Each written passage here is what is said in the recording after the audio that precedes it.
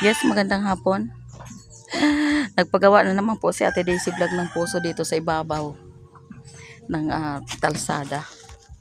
Kasi nahirapan po pababa-baba doon sa paglalaba. Hindi po ako nakakapaglaba. Ayan, dito pala ako ginawaan sa gilid. Kasi nahirapan na po ang isang PWD magbaba-baba doon sa doon sa dagat para papunta po doon sa bubon. Ayun, yun doon sa ang mga labahan ko po hindi nagagalaw doon sa bubon kasi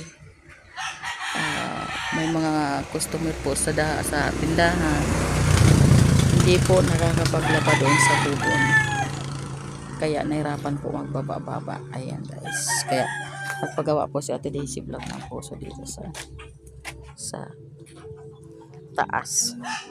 May puso na kasi po ako doon sa sa CR.